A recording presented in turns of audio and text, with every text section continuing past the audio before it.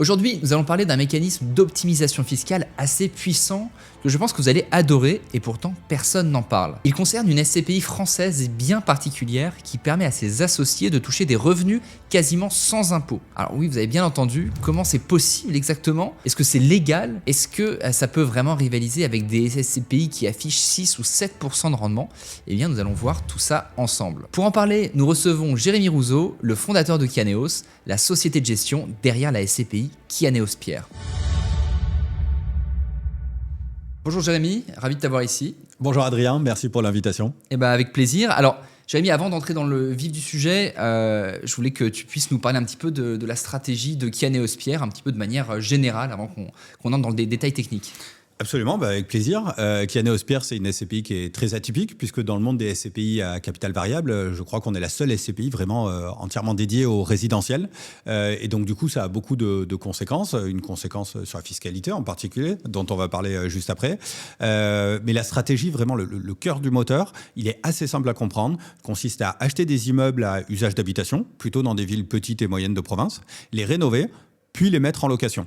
Donc finalement, ça reste un investissement locatif, j'ai envie de dire, comme toute SCPI, mais il y a cette brique supplémentaire de rénovation, donc c'est-à-dire qu'on est avant tout des spécialistes des travaux de rénovation, qui rend en fait cette SCPI utile, puisqu'en rénovant des logements, on le sait, on améliore la performance énergétique, on lutte contre la pénurie de logements, on lutte contre le mal logement, donc j'ai envie de dire avant tout une SCPI utile. Très bien. Alors une SCPI du coup qui a une mission, mais pour autant qui ne sacrifie pas la performance. T'en parlais de fiscalité. Vous avez des mécanismes d'optimisation. Donc je ne sais pas si tu peux nous en dire un peu plus parce que c'est quelque chose de vraiment très spécifique à ta SCPI. Oui, alors c'est un peu technique. Effectivement, c'est spécifique parce que, comme on l'a dit juste avant, on est les seuls à faire vraiment que de l'immobilier résidentiel. Et en fait, le mécanisme est assez simple à comprendre. Il part du principe qu'aujourd'hui, en immobilier résidentiel, quand on fait des travaux de rénovation, on peut déduire le montant des travaux effectués des revenus fonciers. Donc, je te prends un exemple. Toi, Adrien, demain, tu achètes un appartement. Si tu fais des travaux dans cet appartement, par exemple 10 000 euros de travaux, et du coup, à la fin de l'année, si par ailleurs, tu avais des revenus fonciers, et du coup, tu vas pouvoir gommer ces revenus fonciers avec les 10 000 euros de travaux que tu as fait dans cet appartement. Au niveau de la SCPI Kianeos Pierre, en fait, c'est exactement la même chose. Évidemment, c'est des chiffres plus importants que 10 000 euros. Par exemple, l'année dernière, on a fait 20 millions d'euros de travaux qui ont permis de compenser le montant des dividendes qu'on a versés. Et pareil, c'était à peu près autour de 20 millions d'euros. Les conséquences vraiment très précises, très chiffrées, ça veut dire que, avant toute chose, ça ne concerne que les associés soumis à l'impôt sur le revenu. D'accord ? Puisque là, ici, on parle de la fiscalité des revenus fonciers. Donc, pour les sociétés qui souscrivent, qui sont à l'IS, c'est une autre fiscalité, c'est la fiscalité de l'impôt sur les sociétés. Mais donc, du coup, pour les associés soumis à l'impôt sur le revenu, l'année dernière, ils ont perçu un dividende de 9,66 € par part, mais ils n'ont déclaré aux impôts qu'un revenu foncier net de 93 centimes par part. Donc, c'est-à-dire 10 fois moins que ce qu'ils avaient perçu. Et encore une fois, la différence entre les deux, c'est les travaux de rénovation qui étaient déductibles fiscalement, qui ont permis de gommer une grande partie des revenus fonciers qu'on leur avait versés. Alors, question un peu de profane que je me permets, mais ces travaux, ils interviennent au début du cycle de possession d'un bien. Et donc, comment est-ce que le modèle en fait devient pérenne sur la durée, à partir du moment où chaque bien techniquement ne peut être rénové qu'une seule fois? Alors là aussi, c'est un peu technique, mais si on prend le temps, on le comprend bien. Il y a deux choses. Nous, déjà, chez Kianeos, on dit souvent qu'on gère sur le très long terme. Moi, je pars du principe que mes clients, quand ils mettent de l'argent, quand ils me confient de l'argent, dans 20 ans, ils seront toujours là, probablement à la retraite, et ça sera des compléments de revenus pour eux. Donc, on se doit d'avoir un parc immobilier de très bonne qualité. Donc là, aujourd'hui, la SCPI Kianeos Pierre, c'est à peu près 500 millions d'actifs immobiliers, un peu plus. Et donc, du coup, tous les ans, on budgète des travaux d'amélioration de notre parc. On essaye qu'il reste toujours qualitatif. Donc ça peut être des façades, ça peut être des toitures, ça peut être de l'installation de pompes à chaleur, ça peut être de la création de nouveaux logements, enfin ça peut être plein de choses. Et donc du coup, ce budget, c'est à peu près 2% du montant de notre parc immobilier. Donc ça veut dire que là, par exemple, l'année dernière, 500 millions d'actifs immobiliers, on a fait à peu près 10 millions d'euros de travaux pour garder ce parc qualitatif. Toujours investir, toujours l'améliorer, toujours le garder pérenne le plus longtemps possible. D'accord ? Donc ça, c'est la première chose. Si je m'arrête à ce premier sujet, et c'est important, le diable est dans les détails, j'ai envie de dire, c'est que si la valeur de notre parc augmente de 2%, pour pérenniser la rentabilité, il faut aussi que la valeur des revenus augmente de 2%. Et donc, du coup, là-dessus, c'est un peu une expertise qu'on a développée depuis la création de Kianéos. Et puis, j'ai envie de dire, soutenue par la pénurie de logements, soutenue par l'indice de revalorisation des loyers. On est dans cette logique d'aller négocier avec nos locataires des hausses de loyer quand on améliore la qualité du parc. Donc, je prenais l'exemple tout à l'heure, un exemple très simple. C'est quelque chose qu'on fait très souvent. Sur un immeuble où on va équiper les appartements de pompes à chaleur, on va dire aux locataires, on vous met une pompe à chaleur, mais on va négocier une hausse de loyer de 25, 30, 35 euros par mois. Voilà. Souvent, ils sont très contents parce que finalement, ils se retrouvent sur la facture d'énergie. Et nous, ça nous permet encore une fois d'équilibrer, c'est-à-dire une hausse de loyer autour de 2% avec une hausse du prix de revient de notre parc grâce à l'investissement de l'ordre de 2%. D'accord ? Donc ça, c'est un moment dans la vie de la SCPI. C'est une partie des travaux qu'on fait. Et l'année dernière, je répète, ça représente à peu près 10 millions d'euros. Si on reste sur l'exemple de l'année dernière, on a collecté 50 millions. Et avec ces 50 millions, on a acheté 35 millions d'immeubles, entre 35 et 40 millions d'immeubles, et on a fait entre 10 et 15 millions d'euros de travaux. Et ça, c'était des travaux spécifiques à l'acquisition. C'est-à-dire que vous le savez, aujourd'hui, on achète essentiellement des ruines, si vous me permettez l'expression, parce que c'est là où c'est très intéressant aujourd'hui d'investir pour faire beaucoup de plus-value, c'est-à-dire des immeubles abîmés qu'il faut rénover. C'est ceux-là qu'on n'achète pas cher. Et donc, du coup, je le répète, l'année dernière, on a fait entre 35 et 40 millions d'acquisitions, entre 10 et 15 millions d'euros de travaux, liés à ces acquisitions. Mais du coup, maintenant, si on regarde la somme des deux, toujours sur l'exemple de l'année dernière, en fait, finalement, on a fait un peu plus de 20 millions d'euros de travaux l'année dernière, mais c'était à peu près moitié-moitié entre conserver un parc qualitatif et rénover nos nouveaux immeubles. Donc il y a le côté acquisition où là forcément il y a beaucoup d'investisseurs, mais le long terme est aussi en fait d'autant plus finalement important pour vous que vous êtes perpétuellement en train de l'alimenter avec ces rénovations. D'ailleurs, est-ce qu'on peut quand même dire que cette déduction de fiscalité peut être variable et quand même dépend du volume d'acquisition que vous avez? Oui, absolument. Si on reprend l'exemple de l'année dernière, imaginons qu'on avait collecté zéro. Et du coup, il n'y aurait eu que les travaux d'entretien du parc. Donc effectivement, au lieu d'avoir 90% du dividende qui n'était pas fiscalisé, on aurait été peut-être qu'à 50% du dividende qui n'était pas 40-50%. Donc effectivement, il y a cette notion d'incertitude, mais c'est un peu la réalité pour tout dans les SCPI. Je pense que tu le sais même mieux que moi. Et on se doit de rappeler toujours aux clients que le capital n'est pas garanti, le dividende n'est pas garanti, la liquidité n'est pas garantie. Et nous, chez Kianéos, on rajoute que l'optimisation fiscale peut varier d'une année sur l'autre en fonction du volume d'acquisition. Il faut comprendre qu'aujourd'hui, on se concentre quasi exclusivement sur des travaux qui sont déductibles fiscalement. Et ça, c'est vrai que c'est un peu ce sur quoi on a travaillé depuis 2-3 ans, parce que par le passé, on pouvait acheter des immeubles à destination de commerce, ou par exemple des anciens hôtels désaffectés. C'est facile à réaménager en logement, parce que y a déjà la plomberie, il y a déjà ces choses-là. Mais par contre, quand tu fais un changement de destination, les travaux ne sont pas déductibles fiscalement.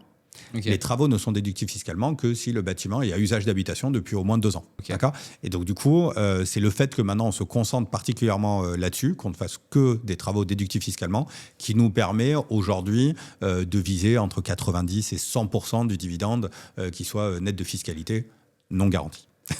Alors, très clair. Alors justement, on va revenir un petit peu plus dans l'aspect tangible, je ne sais pas, mais technique pour ceux qui sortent de la période de déclaration d'impôt, donc qui n'a peut-être pas été facile pour tout le monde, notamment ceux qui ont des SCPI avec les IFU. Concrètement, pour un associé Kianéos Pierre, qu'est-ce qui change sur un IFU classique par rapport à une SCPI classique, traditionnelle ? Rien. Un IFU, quand Kianéos Pierre n'investit qu'en France. Donc du coup, en fait, vous n'avez que 4 cases à remplir. Vous avez vos revenus fonciers, ce que vous avez perçu. Ensuite, vous avez les charges déductibles, puis les intérêts d'emprunt et le revenu foncier net, qui correspond à la différence entre la première et les 2 autres cases. Voilà. Nous, chez Kianéos, c'est ces 4 chiffres, pareil que toutes les autres SCPI qui n'investissent qu'en France. C'est juste les chiffres qui sont différents. C'est-à-dire le deuxième, les charges déductibles, c'est là-dedans où on a le droit de compter les travaux de rénovation et d'amélioration de nos immeubles. Et en fait, du coup, on se retrouve avec la deuxième case, charges déductibles, qui a un montant presque aussi important que la première, à savoir les revenus fonciers. Et c'est pour ça que ce qui reste à la fin est très proche de zéro. Alors, si vous regardez cette vidéo et que la SCPI Kianéos Pierre vous intéresse, elle est disponible chez Louvainvest. Plus d'informations en description. Et si vous souhaitez réaliser une simulation de portefeuille ou prendre rendez-vous avec un conseiller, c'est pareil, vous trouverez tous les liens juste en dessous. D'un point de vue plus comptable, on va prendre un exemple, un investissement par exemple de 500 000 euros, enfin d'un bien acquis 500 000 euros, 200 000 euros de travaux. Comment ça se modélise concrètement dans votre bilan et comment ça se traduit en termes de fiscalité sur un exemple comme ça? C'est une très bonne idée de prendre un exemple précis, chiffré. Maintenant, il ne faudra pas que je dise de bêtises, c'est tout le challenge. Comptablement, sur une SCPI qui fait des travaux, il y a un principe d'égalité des porteurs de parts. Je m'explique. On achète un immeuble 500 000 euros, imaginons au mois de janvier. Puis après, on fait 200 000 euros de travaux au premier semestre. D'accord ?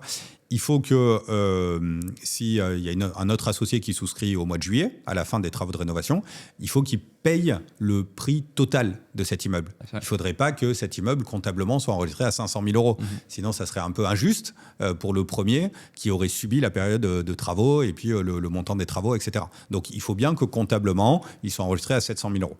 Donc, comment on enregistre ça? C'est-à-dire qu'au bilan, dans la valeur de nos actifs immobiliers, on va avoir le prix de l'immeuble, 500 000 euros, et ces travaux-là, ces travaux d'amélioration, de rénovation, des travaux qui apportent de la valeur à l'actif immobilier, et ben, eux, du coup, ils vont venir augmenter la valeur de l'immeuble au bilan. Donc, c'est-à-dire que comptablement, cet immeuble, il vaudra 700 000 euros. On voit maintenant sur l'autre profil de la comptabilité, c'est qu'au niveau du compte de résultat, les travaux n'ont pas d'effet. C'est-à-dire que dans un compte de résultat, tu as ton chiffre d'affaires, c'est les loyers que tu perçois, tu as les charges, et là, sur les charges, on peut avoir des menus travaux comme changer un chauffe-eau, réparer un robinet, les frais de gestion locative, la taxe foncière, etc. Mais les gros travaux de rénovation ne sont pas en charge comptable. Ils n'ont pas d'impact sur le résultat distribuable. D'accord ? Donc ça, c'est pour la partie comptabilité. Et après, sur la partie fiscalité, c'est là où c'est un petit peu différent, puisque en fiscalité, vous avez votre chiffre d'affaires. Alors là, il y a une très légère différence entre la comptabilité et la fiscalité. C'est qu'en comptabilité, c'est une comptabilité d'engagement et en fiscalité, c'est une fiscalité de flux. Voilà, mais ça ne change pas grand-chose. C'est en résumé, si tu as une facture le 31 décembre que tu payes le 1er janvier, en comptabilité, elle passe sur l'année du 31 décembre, en fiscalité, elle passe sur l'année d'après au 1er janvier. Voilà. Okay. Il y a des petits écarts comme ça, mais ça, ce n'est pas grand-chose. La grosse différence, c'est le fait que les travaux qu'au bilan, on a immobilisés, et qui donc du coup n'ont pas eu d'impact sur la comptabilité, et ben eux, comme on l'a dit à l'instant, ils peuvent passer en charge fiscale. Donc okay. Ils viennent baisser votre résultat fiscal. Et donc c'est bien ces travaux de rénovation, ces travaux d'amélioration, spécialement dans l'immobilier résidentiel, parce que c'est pas le cas si vous le faites dans l'immobilier tertiaire ou voilà, comme je l'ai dit tout à l'heure, c'est eux qui créent une distorsion entre le résultat comptable et le résultat fiscal. Ok, écoute, voilà. C'est très clair. Et ce mécanisme que tu décris, est-ce qu'il fonctionne pour tous les biens que vous achetez chez Kian & Hospierre? Alors, comme je le disais un petit peu plus tôt, non, ça ne marche pas pour tous les biens. Par exemple, si on achète un ancien hôtel et qu'on fait un changement de destination, et bah, du coup, qui dit changement de destination dit non-éligibilité.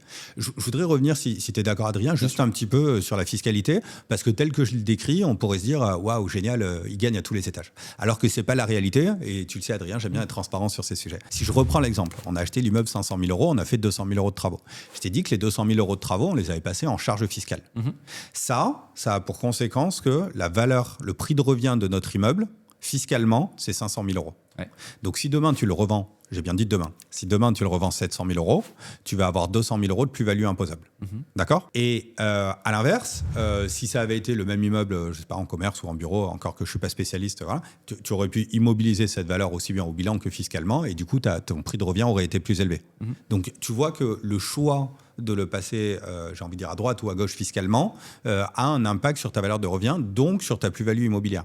Donc, en résumé, le fait de déduire fiscalement les travaux de rénovation fait que si on revend notre parc très rapidement, et ben du coup, on va se retrouver à payer de l'impôt sur la plus-value. Encore une fois, ça ne concernera que les associés qui sont soumis à l'impôt sur les revenus. D'accord ? Qu'est-ce qu'on fait, nous, pour compenser cette problématique ? C'est qu'on est sur une logique de détention sur le très long terme. Tu le sais peut-être, mais en France, on a un abattement pour durée de détention. C'est quoi, c'est 20 ans, quelque chose comme ça ? Et les SCPI sont transparentes fiscalement, donc on récupère l'abattement comme un particulier. C'est 22 ans sur l'impôt sur le revenu et 30 ans sur les cotisations sociales. Okay. Je ne te cache pas que c'est une usine à gaz parce que je ne l'ai pas paramétré dans mes systèmes et voilà, les abattements ne sont pas toujours les mêmes suivant les années, etc. etc. Enfin, voilà, c'est un petit peu compliqué. Mais globalement, on peut se dire qu'au-delà d'une vingtaine d'années, on a déjà très fortement diminué la plus-value imposable grâce à cet abattement. Et donc, c'est très exactement la stratégie de Kianéos Pierre, c'est de se dire, on va détenir nos immeubles une vingtaine d'années, et au bout d'une vingtaine d'années, on va les revendre parce qu'on aura bénéficié de l'abattement pour durée de détention, et ça nous permettra de racheter d'autres immeubles pour de nouveau faire des travaux de défiscalisation. Et c'est pour ça que souvent les gens ils me disent, mais Jérémy, est-ce que tu vas réussir à maintenir cette optimisation, cette amélioration fiscale pour toujours? Et la réponse est, j'espère que oui, je pense que oui, parce que nous, on est une SCPI qui est maintenant un peu ancienne, hein, je commence à avoir quelques cheveux blancs, ça ne t'aura pas échappé. On va démarrer notre 10e exercice l'année prochaine, ça veut dire qu'on aura fait la moitié du chemin pour notre durée de détention. Et donc, une fois qu'on aura réussi à boucler la boucle à 20 ans, et ben ensuite, le fait de pouvoir revendre les premiers immeubles, en acheter des nouveaux et les rénover, fait qu'on pourra bénéficier de cet abattement, cette déductibilité fiscale des travaux, même sans collecter. Parce que le simple roulement va nous permettre de générer des travaux, donc de la déduction fiscale. Ouais, c'est intéressant, surtout que dans le contexte actuel, il y a quand même un peu un emballement sur les SCPI plus modernes, mais qui n'a peut-être pas ce discours. On entend de fait moins, c'est pas pour autant qu'il n'est pas présent en off, mais de fait moins un discours très, très long terme qui évoque plus de stabilité. Je pense que c'est vraiment intéressant d'entendre ton point de vue là-dessus. C'est l'objectif de Kianéos. Nous, on fait du résidentiel. On sait que c'est une classe d'actifs qui facialement affiche un taux de distribution qui est moins sexy, j'ai envie de dire. Nous, on est autour de 4,5%, des fois un peu plus, des fois un peu moins, mais voilà, globalement, non garanti évidemment. L'avantage du résidentiel, c'est qu'effectivement, c'est très pérenne. On l'a vu ces dernières années, il y a eu des cycles sur les bureaux. Je crois que ces dernières années, les bureaux bien tanké, ouais. En deuxième couronne ou un peu loin du centre de Paris ont du mal à se relouer, donc ont des valeurs de part. Et puis on oublie, mais il y a eu des cycles dans les commerces. Il y avait un moment, les commerces étaient dans le centre-ville, et puis après il y a eu ce qu'ils appellent les retail parks ou les centres commerciaux. Et puis après de nouveau, maintenant il y a certains commerces qui reviennent dans le centre-ville. Il y a vraiment des cycles sur les classes d'actifs. La logistique, on n'en parle pas. Il y a beaucoup de, ça bouge beaucoup l'emplacement, la technologie des bâtiments. Le résidentiel, j'ai envie de dire, au bout du bout, ça reste une cuisine, un salon et des chambres. Et ça fait longtemps que c'est comme ça, et je pense que ça va rester comme ça pendant longtemps. Donc on est vraiment sur cette logique de SCPI très défensive, et donc on la veut pérenne sur le long terme. Je rebondis un peu là-dessus, on parlait de la concurrence de certaine manière. Toi, tu l'as déjà évoqué à de divers aspects, mais on peut faire un résumé un peu vendeur, mais comment tu défendrais ton modèle face à une SCPI donc plus traditionnelle qui va proposer parfois un revenu brut plus important. En quelques mots, qu'est-ce qui fait l'edge de Kianéos? Alors moi, j'essaierai pas de la défendre. Moi, j'essaierai surtout de vanter ses mérites. C'est-à-dire que, comme je le disais en amont, il y a le côté utile de Kianéos. Nous, je l'ai dit en début de présentation, mais notre grosse valeur ajoutée, c'est notre capacité à faire des travaux assez lourds, à rénover des logements, améliorer la performance énergétique. Le sujet de la performance énergétique et de la qualité de vie à l'intérieur d'un logement a été un sujet d'actualité ces dernières semaines avec la canicule. C'est vrai que suivant les matériaux d'isolation qu'on utilise, les bâtiments peuvent devenir des bouilloires thermiques, ou bien alors peuvent avoir suffisamment d'inertie pour lutter contre une canicule pendant quelques jours. Donc tout ça, effectivement, c'est des complexités techniques que nous, on maîtrise, puisqu'on a rénové plus de 650 immeubles aujourd'hui, plus de 5000 logements. Donc effectivement, on a développé cette capacité. Maintenant, donc du coup, j'irai pas forcément me comparer à mes confrères. Je dirais juste aux gens qui nous écoutent, faites attention à bien compter les revenus qui vous restent nets d'impôts. C'est-à-dire qu'aujourd'hui, si vous avez un taux marginal d'imposition à 30%, une SCPI française qui vous donne du 6% ou 7%, ce qui serait des très bons revenus, en fait, vous allez payer 30% d'impôt sur le revenu, 17,2% de cotisation sociale. Finalement, il ne vous restera que 3 ou 3,5%, ce qui est beaucoup moins alléchant que les 6 ou 7 qu'on a vu au début. Et même sur une SCPI européenne, il faut faire attention, celle qui affiche 6 ou 7%, en général, je crois qu'il y a 20-22% de fiscalité étrangère. Et puis, il y a encore un petit frottement fiscal qui correspond, je crois, à la différence entre le taux moyen et le taux marginal d'imposition. Et au final, effectivement, on est de nouveau sur des rendements entre 4, 4,5%, 5%, et qui ne sont plus très différents de ce que propose la SCPI Kianéos Pierre. Donc effectivement, je dirais, faisons bien nos calculs, pour pouvoir comparer des bénéfices de SCPI qui nous restent, y compris après la fiscalité, et pas juste le taux facial affiché. Non, clairement, je te rejoins sur le fait de regarder toute la SCPI suivant, et puis suivant la situation de chacun, parce que du coup, suivant le taux marginal de chacun, il y a certaines situations qui peuvent être plus intéressantes. Sur la SCPI européenne, je pense que aussi les revenus quand même sont en général affichés sont des revenus nets de fiscalité étrangère. D'accord. Donc après, sur lequel on rajoute effectivement le delta taux marginal moins taux moyen. Mais tu avais très raison en disant ça dépend de la fiscalité de chacun, parce que typiquement pour Kianéos Pierre, quelqu'un qui est très peu fiscalisé, finalement le fait qu'il n'y ait pas d'impôt derrière, ça ne va pas trop l'intéresser. Et donc du coup, il a tout intérêt à aller sur une SCPI qui va afficher un rendement beaucoup plus élevé, parce qu'il aura peu d'impôts à payer. À l'inverse, quelqu'un qui est très fortement fiscalisé, avec des TMI à 30 et fortiori 41%, là, la SCPI Kianéos Pierre, quand on fait bien les calculs, elle devient vraiment très très attractive. Ouais, clairement, c'est le... C'est vraiment c'est pour ça que c'est important de se renseigner, de faire attention à sa propre situation avant de choisir son investissement SCPI en particulier, parce qu'il y a beaucoup de fiscalités différentes en SCPI. Donc, sujet sur lequel d'ailleurs on a fait pas mal de guides pour ceux que ça intéresse. Alors, petit point pratique sur l'IFI pour justement, on parlait de fiscalité, les clients qui sont soumis à l'IFI. Comment ça se passe pour un investisseur qui veut investir chez Kianéos et qui est soumis à l'IFI? Alors là, c'est pas différent des autres SCPI françaises. Les investisseurs qui achètent en pleine propriété sont soumis à l'IFI. Ceux qui achètent en nue propriété ne sont pas soumis à l'IFI. Voilà. Donc là, on est comme toutes les SCPI françaises. Très clair. Voilà. Très clair. Alors quand je dis SCPI français, je veux dire SCPI qui investissent en France. Voilà. Parce que pour celles qui investissent à l'étranger, je ne sais pas comment ça se passe. C'est ça. De toute façon, les SCPI sont encore toutes françaises. Voilà, on n'a pas encore exporté ce modèle à l'étranger.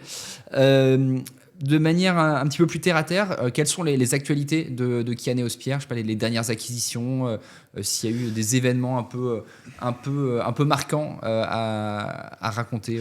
Non, je crois qu'on mène notre petit bonhomme de chemin, puisque effectivement, on le sait, le monde de la SCPI a connu, on va dire, une baisse de la collecte générale entre 2022 et aujourd'hui. Et nous, on reste quand même sur une collecte qui est positive, certes un peu plus basse que 3-4 ans en arrière, mais toujours 5-10 fois plus de collecte que de retrait, donc quand même une bonne dynamique. Et je pense que ça vient du fait que les gens qui souscrivent chez nous ne viennent pas que pour des raisons financières, mais viennent aussi pour participer à une histoire et se dire mon épargne elle est utile, elle permet de rénover des logements, et donc avec tout ce que j'ai dit tout à l'heure, la transition énergétique, la lutte contre le mal logement, dynamiser l'économie locale en faisant travailler des artisans locaux, enfin voilà, tout ça.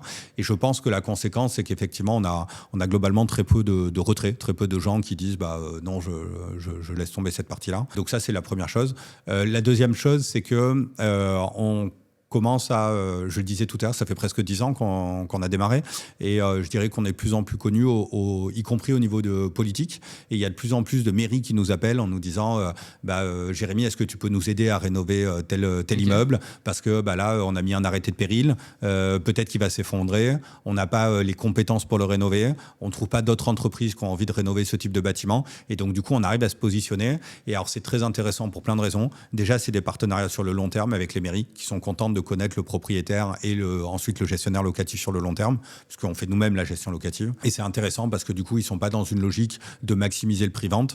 Donc du coup, on fait des acquisitions à des tarifs attractifs qui nous permettent de générer de la plus-value latente à l'issue des travaux de rénovation. Parce qu'effectivement, la mairie, elle préfère vendre un peu plus cher et s'assurer que les travaux vont être très qualitatifs et qu'ils vont avoir un chouette immeuble dans leur centre ancien pour redynamiser leur centre ancien, plutôt que de vendre un peu plus cher à quelqu'un qui va faire n'importe quoi.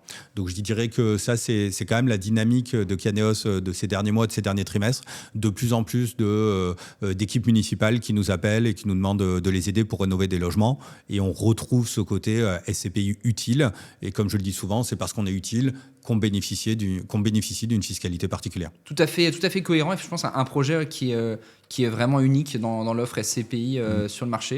Et j'espère que nos spectateurs ont bien pu tout saisir. Ce que je pense. Alors, dernier point sur tes ambitions, les ambitions de Kianéos pour l'année prochaine. Est-ce qu'il y a quelque chose en particulier de votre côté? Je crois qu'à chaque fois qu'on me pose la question, je réponds la même chose depuis bientôt 10 ans aujourd'hui.